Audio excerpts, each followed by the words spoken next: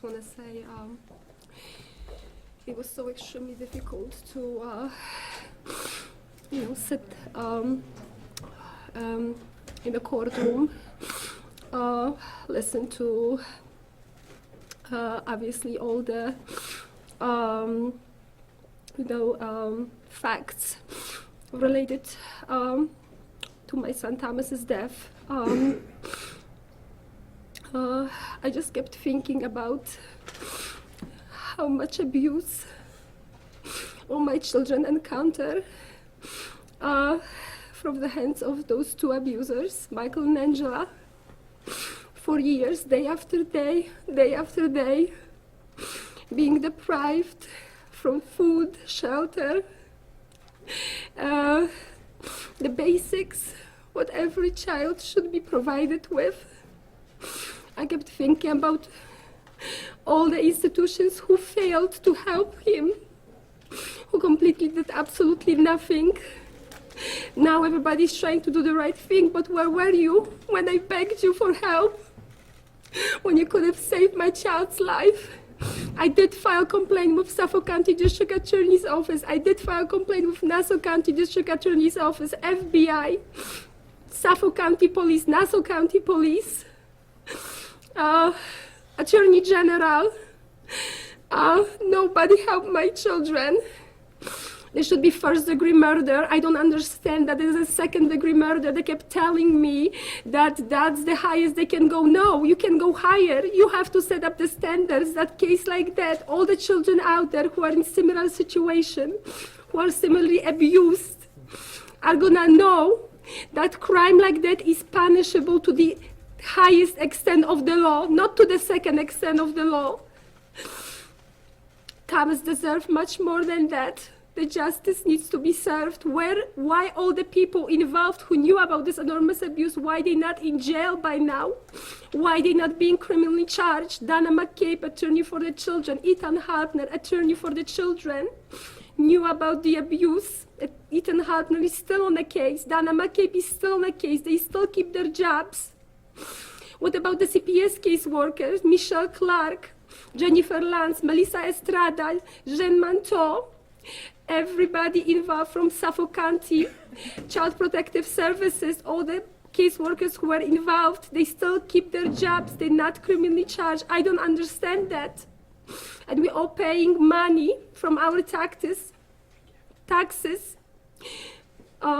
and they conduct all those criminal actions against the children. They all involved in murdering my child. All the judges, Judge Zimmerman, Lawrence, Bernard Cheng, they all should be in jail because you are a judge or you have a high power position.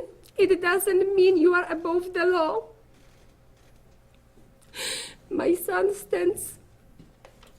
What happened to my son is a clear evidence of enormous corruption that's happening in the system. We're talking about a web of corruption between police, DA's office, CPS, attorneys for the children, all those institutions.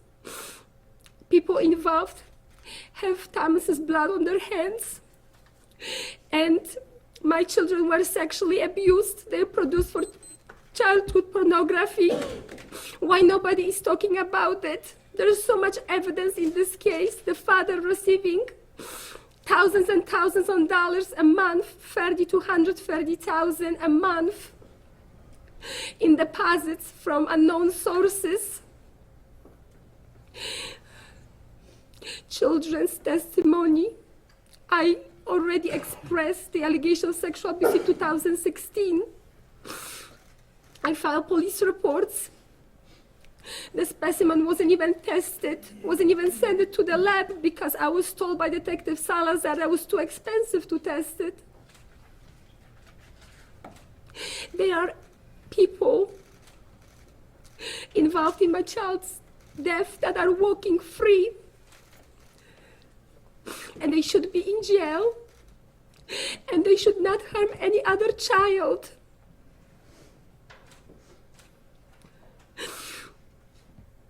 I stand here for Tommy because he deserves justice, and I hope that is gonna bring change I hope there's gonna be either institution external to oversee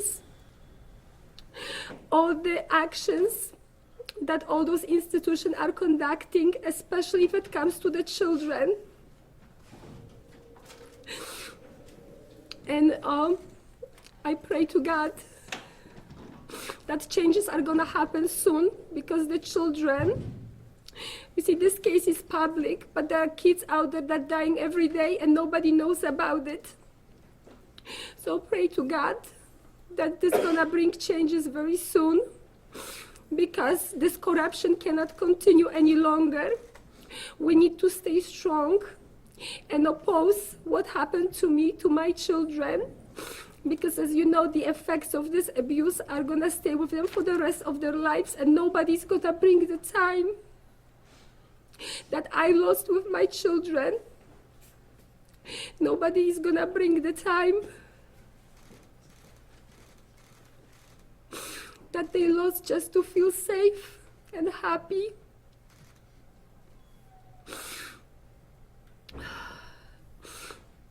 So, thank you for all the support and love that everybody keeps expressing towards me and my family. And yesterday I was attending legislative meeting. Please, I know there were media out there, and I want you guys to listen what those people were trying to tell the public. Unfortunately, CPS, after my appearance, left completely disregarding the message that was put out there by victims of this corruptive system. In order to make changes, people have to be able to listen and look at every possible message that's out there. I was touched by some stories of the parents who were in similar situation that I was. I know Tammy was a fighter who always stand for the truth, and that's why he died for the truth. He is a hero. He was opposing the abuse. But how much could he handle? He was only 8 years old. I guarantee you, even an adult would not be able to handle that much abuse those children went through, as my children did. Just think about, as it was your own child, and do the right thing, and let the changes happen. Let's have people in all those offices and institutions who truly care about the children, who are stand for the truth, who oppose the corruption, who fight for children's lives.